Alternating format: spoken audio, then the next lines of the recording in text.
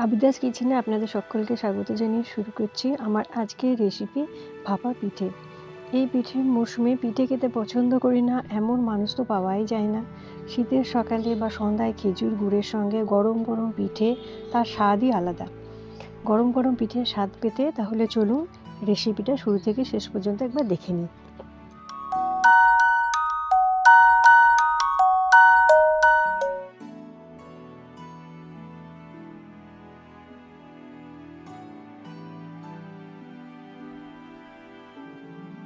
এই ভাপা পিঠেটা তৈরি করার জন্য আমার লাগবে চালের আটা। চালের আটা ছাড়া এই পিঠে তৈরি হয় না। আমি এখানে শুকনো চালের আটা বলে জল দিয়ে ভালো করে ভিজিয়ে নিচ্ছি। ভিজে চালের আটা হলে এটা জল দিয়ে অতটা ভেজানোর দরকার নেই, অল্প জল দিয়েই ভেজানো যায়।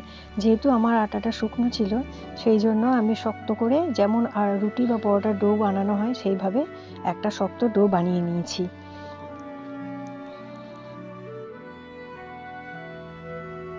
এবার বাজার করার সময় যে শপিং ব্যাগগুলো পাওয়া যায় সেই ব্যাগটা আমি কেটে নিচ্ছি। এই ব্যাগটা দিয়ে আমি পিঠেটা তৈরি করে দেখাবো, দেখুন। আর চেষ্টা করবেন ব্যাগের কালারটা যেন সাদা থাকে, রঙিন হলে রং উঠে যেতে পারে, সেই জন্য সাদা নেওয়ারই চেষ্টা করবেন।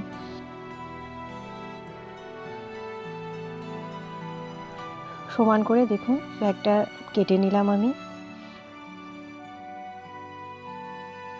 এবার দুটো টুকরো করে নিচ্ছি, দুটো করে নিলে আমার কাজ করতে সুবিধে হবে, সেই জন্য দুভাগ করে নিয়েছি ব্যাগটা আমি। আর দিয়ে ব্যাগটা করে কেটে নেওয়ার পর এই যে বাটিতে একটা জল দিয়ে ব্যাগটা ভিজিয়ে নিতে হবে।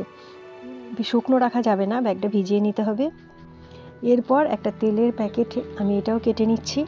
এবার আমার কাছে এই প্যাকেটটা ছিল, এবার যে কোনো একটা মোটা প্যাকেট হলেই চলবে। এটা আমার তেলের প্যাকেট। এবার এই প্যাকেটের মধ্যে যে আটাটা আমি শক্ত করে মেখে রেখেছিলাম, যে সেই আটাটা ভরে দিচ্ছি।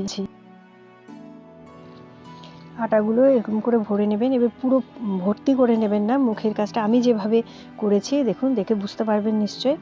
দিয়ে আটাগুলো ঢুকিয়ে নেওয়ার পর কিছুটা আটা, সবটা নয়, কিছুটা আটা আমি ঢুকিয়ে নিয়েছি প্যাকেটের মধ্যে। তারপর একটা গার্ডার দিয়ে মুখটা বন্ধ করে নিচ্ছি।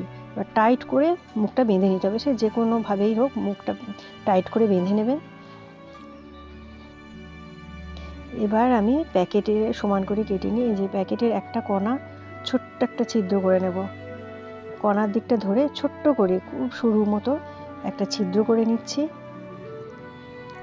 এবার এই ছিদ্রটা দিয়ে হাত দিয়ে দেখিয়ে নিচ্ছি যে হ্যাঁ, সুন্দরভাবে ভিতর থেকে আটাটা বের হয়ে আসছে।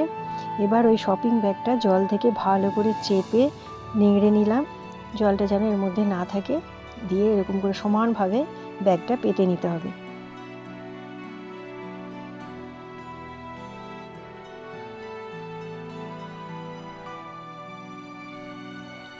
প্যাকেটটা থেকে গোল করে ঘুরিয়ে ঘুরিয়ে আমি একটা শেপ দিয়ে নেব, যেমন জালি জালি জিলিপি হয় সেরকমভাবে শেপ দিয়ে নেব। আর আমরা তো এখন এইভাবে এই প্যাকেটের সাহায্যে কোণ করে মেহেন্দি পরে থাকি। এবার যারা মেহেন্দি পরেন তাদের তো আরও ভালো করতে সুবিধে হবে।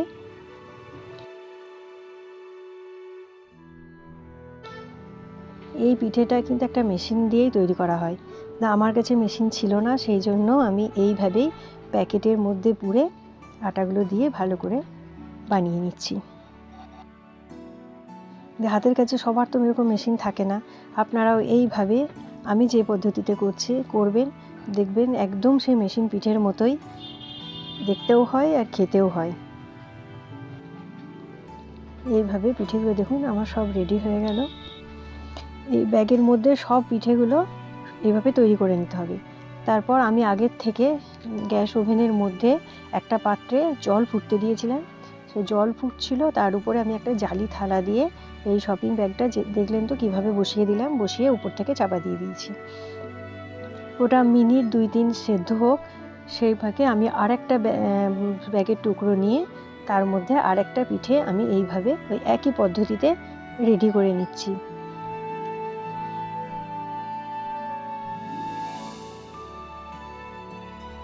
আরেকটা আমার রেডি হয়ে গেছে, আর এদিকে আমার পিঠেগুলো সেদ্ধ হয়ে গেছে। আমি হাতে করে দেখে নিলাম যে হ্যাঁ, ছিঁড়ে যাচ্ছে না, তার মানে পিঠেটা আমার সেদ্ধ হয়ে গেছে।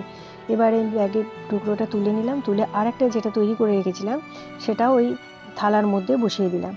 দিয়ে আবারও চাপা দিয়ে দেবো। এটা 2-3 মিনিট থাকলেই কিন্তু পিঠেটা রেডি হয়ে যাবে। আর এই গরম অবস্থায় এইভাবে হাত দিয়ে টেনে টেনে খুলে নেবেন, দেখবেন সুন্দরভাবে হাত থেকে ছেড়ে চলে আসবে। এইভাবে টেনে টেনে ব্যাগ থেকে দেখুন সব পিঠেগুলো আমি তুলে নিয়েছি। দেখুন, দেখে বুঝতে পারছেন কত সুন্দর হয়েছে। দেখেই বোঝা যাচ্ছে যে এটা কত সুন্দর হয়েছে। আপনারাও বাড়িতে এই যে যেভাবে আমি তৈরি করলাম আপনারাও তৈরি করে নেবেন। মেশিন না থাকলেও এই একটা প্যাকেট দিয়ে আর এই শপিং ব্যাগ দিয়েই আমার পিঠেগুলো কিন্তু সেই মেশিন পিঠের মতোই হয়ে গেছে। দেখুন গোটা গোটা কত সুন্দর হয়েছে। এটা গরম গরম পিঠে আর খেজুর গুড়ের সঙ্গে খেতে অসম্ভব সুন্দর লাগে। আপনারাও বাড়িতে এইভাবে তৈরি করবেন, করে আমাকে কমেন্ট বক্সে অবশ্যই কমেন্ট করে জানাবেন। আর আপনাদের যদি কিছু জানার থাকে সেটাও আপনারা কমেন্ট বক্সে কমেন্ট করে আমার কাছ থেকে জেনে নেবেন। আমি সবসময় চেষ্টা করি যে ঘরোয়া জিনিস দিয়ে ঘরোয়া উপায়ে নতুন নতুন কোনো রেসিপি তৈরি করার। দেখুন এটা কেমন ঘরোয়া জিনিস দিয়েই, ঘরে থাকা সমস্ত জিনিস দিয়েই আমি কিন্তু এই পিঠেগুলো তৈরি করে নিয়েছি।